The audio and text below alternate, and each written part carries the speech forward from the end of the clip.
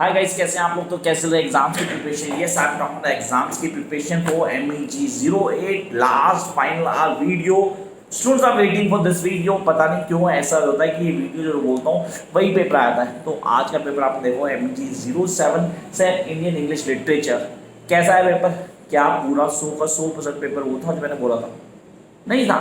तो चेक करते हैं यार, लास्ट वीडियो को जाओ। आज का मैंने इंस्टा आईडी भी डाला हुआ है, इंस्टा आईडी पीछे मैंने पेपर अपलोड किया गाइस, वहाँ जाके चेक कर सकते हैं। जो अपकमिंग स्टूडेंट्स हैं जो अभी पेपर देने वाले हैं, अभी दिसंबर में या जून में पेपर देने हैं, guys do follow this channel. उसके लिए चैनल को सब्सक्राइब करना ना भूलना। और हाँ, जिन्होंने पेपर अच्छा किया है तो वीडियो को लाइक करके शेयर करना, मतलब मैक्स एंड ऑल पीपल। फिलहाल बात करते हैं MEG 08 की। यार बड़े परेशान हो सीरियसली सर, लास्ट आप वीडियो दे दो। उस वीडियो में हमें क्या करना है, कैसे करना है, करने का क्या तरीका होगा? सर क्या मैं इसकी पोइट्री को करूं, या सर मैं इसकी इंट्रोडक्शन या जो नॉन फिक्शनल प्रोज है MEG 08 का, क्या मुझे उसको करना है? This is new literature English. अब न्यू लिटरेचर इंग्लिश का बोलूँ तो मैं इसको नाम देता हूँ थर्ड वर्ल्ड लिटरेचर। नॉर्मली मैं इसको नाम थर्ड वर्ल्ड लिटरेचर देता हूँ, मेरे हिसाब से न्यू लिटरेचर इंग्लिश नहीं है, थर्ड वर्ल्ड लिटरेचर।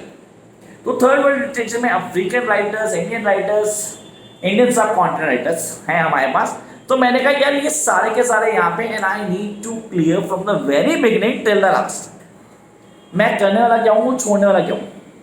तो पहले क्लियर करना, कोई भी सिरदर्दी नहीं है कि मुझे पोइट्री करनी है, मुझे नॉन फिक्शनल प्रोज को करना है, ज़रूरी है, ऐसा कुछ ज़रूरी नहीं है। सीरियसली कोई ज़रूरत नहीं है यार। आप सिर्फ और सिर्फ एक बात तो बता रहा हूं, लोग मान बोलेंगे, मैं आपको बोलूँ छह नॉवेल्स को क्लियर करो। वेदर द नॉवल, छोड़ो नॉवल ड्रामा नहीं, हम 6 स्टोरीज की बात करें। ये 6 स्टोरीज ऑन टिप होनी चाहिए।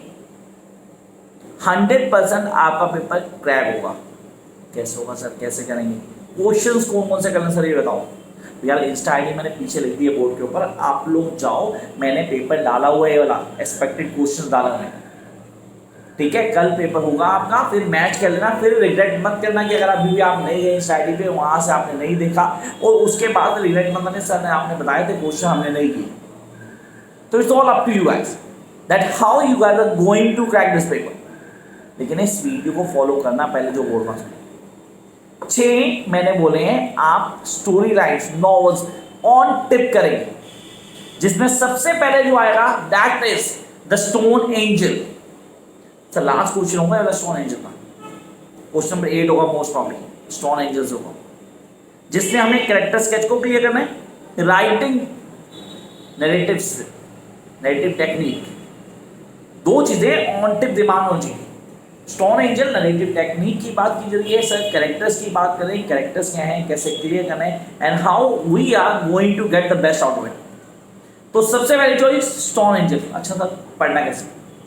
अभी तक प्रिपरेशन नहीं हुई, कोई प्रॉब्लम नहीं, एक काम करिए, अभी चैनल सब्सक्राइब नहीं किया, चल ठीक है, डू सब्सक्राइब द चैनल। जैसे सब्सक्राइब किया, गो टू द प्लेलिस्ट, वहाँ ये सारे जो मैं बोल रहा हूँ ये सबकी वीडियो है वहाँ।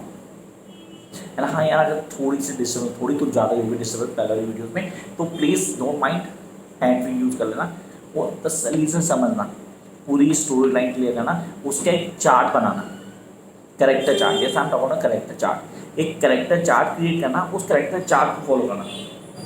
There be no problem, seriously there be no problem कि आप उसको समझ ना पाए, बहुत ईजिली क्रैक कर पाओगे। काम टू नेक्स्ट फेज।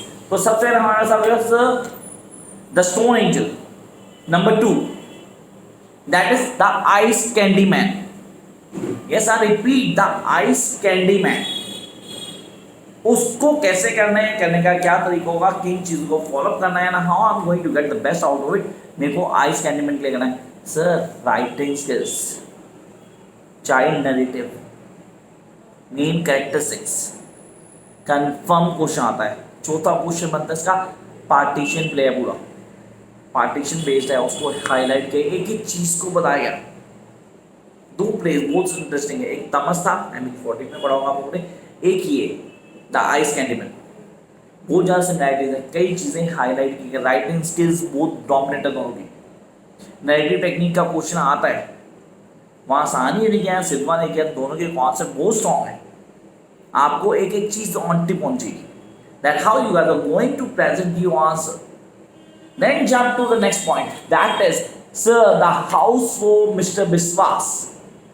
ये मिस्टर विश्वास ना, वो तुलसी हाउस ना, तुलसी विला, जहाँ सब कुछ रह रहा है, वो एक आदमी का सपना, अपना घर बेचारा को नहीं मिला। मतलब seriously eight the end of his life, मतलब उसकी लाइफ एक कहानी की तरह ही रही। तो मुझे कैरेक्टर स्केच ऑफ मिस्टर विश्वास, ontology, father sun relationship, the appropriateness of type of the house of mister विश्वास, साइज इनोलॉजी, बेचारे ये आदमी की लाइफ देखो, ज़रा फ्लर्ट कर रहा था, फंस गया और शादी करनी पड़ गई। तो आप उसको कितना डिटेल में पढ़ते हो, हाउ यू गो इनटू, ये कॉन्सेप्ट क्लियर होने चाहिए। I am not favouring the flirt of somebody, but उसे बिगनिंग से बेचारा कुछ गलत नहीं कर रहा था। तुलसी हाउस का इन्फ्लुएंस बहुत मैटर करता है, उसको ऑन टिप कर लेना है। कितने हो गया? 3 हो गया हमारे पास। स्टोन एंजल हो गया था, आइस कैंडीमैन हो गया था, हाउस ऑफ मिस्टर विश्वास हो गया, the solid mandala. Question number 6 और 7 यही होगा, सॉलिड मंडाला। नहीं सर, क्वेश्चन नंबर 3 होगा ये, 2nd या 3rd, the solid mandala. Confirm paper में क्वेश्चन आता है सॉलिड मंडाला का, जो हमें ऑन टिप होना चाहिए। We guys need to clear this topic. कैसे करना है, करने का क्या तरीका होगा, किन बेसिस को लेके चलेंगे, and how I am going to get the best out of it. ये सारी चीज़ें आपको ऑन टिप होनी चाहिए यार। And I know, I do have believe that आपने फॉलो किया होगा। इसके साथ साथ प्लीज़ लास्ट वीडियो को ज़रूर फॉलो करना है यार, last video of MEG08 along Insta ID पे जो क्वेश्चन दिया मैंने, वो क्वेश्चन खोल के भी लेना है यार। Come to the next point. तो सर हमारे पास हो गया स्ट्रॉन्ग एंजल हो गया, आइस कैंडीमैन हो गया, हाउस ऑफ मिस्टर विश्वास हो गया, तो सॉलिड मंडाला हो गया। Then a grain of wheat, yes the grain of wheat. So इसका क्वेश्चन आता है 100% आता है, वेरी फर्स्ट क्वेश्चन या ग्रेन ऑफ व्हीट होगा, फर्स्ट नहीं तो second question grain of wheat होगा, ये 100% श्योर है। ग्रेन ऑफ व्हीट का क्वेश्चन आना है, सिंपल कैरेक्टरिस्टिक्स आ सकता है सर, थीम पे क्वेश्चन आता है इसका। And then come to the last 6th one, that is a dance of the forest. A dance of the forest. अब एक चीज और बता दूं, a grain of wheat, a dance of the forest, इन दोनों के बीच में राइटिंग स्किल्स पे क्वेश्चन आता है, कंपैरिजन भी आता है। How I am going to get this clear, इसके कॉन्सेप्ट को कैसे क्लियर करता हूँ, कैसे आंसर लिखता हूँ, आंसर को बेस्ट वे में कैसे डेलिबरेटली इंप्लीमेंट करना है, that all is very important. अब करते हैं वो चीजें छोड़ दी। कई लोग दिमाग में चल, नहीं सर मैंने तो पोइट्री को किया है, सर मैंने ना क्या किया, मैंने बेसिक पॉइंट दिमाग में रखे हैं, तो मेरे को लग रहा है कि नॉन डिस्क्रिप्शन प्रोज या बोलूँ सर नॉन फिक्शनल प्रोज या बैकग्राउंड से क्वेश्चन आएगा कन्फर्म, तो मुझे वो क्लियर करना है, ज़्यादा करने की जरूरत नहीं। वॉलकॉट की पोइट्री, 2 पोइट्री, सिर्फ ज़्यादा नहीं, दोनों मैंने क्या डाली है, वीडियो पे डाली हुई है। आप चैनल सब्सक्राइब किया होगा, आप लोग प्ले लिस्ट में जा सकते हैं, वहाँ जाके वो दोनों पोइट्रीज को क्लियर करो। जैसे ही आप वो दोनों पोइट्रीज क्लियर करोगे, आपको बहुत ईजिली आंसर दे पाओगे, कहीं से भी क्वेश्चन आ जाए। और बात की जाए सर हमारे पास क्वेश्चन आता है कहाँ से, सर क्वेश्चन आता है नॉन फिक्शनल पॉज से। तो 2 क्वेश्चन बता रहा हूँ, घूट के पी लो यार। वैसे तो मैं मना कर रहा हूँ, करने की जरूरत ही नहीं है, लेकिन फिर भी अगर किसी को करना नहीं, मुझे करना सर, तो ठीक है, कॉमन लिटरेचर है उसको पूरा डिटेल में एक्सप्लेन कर दो, क्या कंसेंट है कॉमन लिटरेचर के, क्या क्या चीज़ें होती हैं, उस साइज में बताऊँ जी। And then come to the politics of language. What does mean by the politics of language, क्या है पॉलिटिक्स ऑफ लैंग्वेज, क्या होती है, कैसे काम करती है, किन चीज़ों को क्लियर करना है, and how you going to get best of it, वो मैटर करती है। अब इन दिनों का sum, that is the newness and continuity. What is newness and the continuity, ये लिटरेचर के क्वेश्चन में जो आपको करना है बैकग्राउंड रीडिंग से। इनके अलावा बैकग्राउंड रीडिंग में कुछ भी नहीं करना, कुछ भी नहीं करना। तो आपने कहा सर हम कैसे करेंगे, करने का क्या तरीका होगा, किन चीज़ों को फॉलो करना है, ये करना आपने। अब आ गया the way of writing answer, answer formation. Make sure when you are writing the answer you need to implement ACT। What does mean by the ACT? I repeat, listen carefully. Analyze the question. The first thing that you guys need to analyze the question from the beginning till the last. पूरा question analyse करना है, एक concept form करना है। You guys need to form the concept है कि उसकी क्या रिलेशन में कैसे इंप्लीमेंट किया गया। And the last is all about test.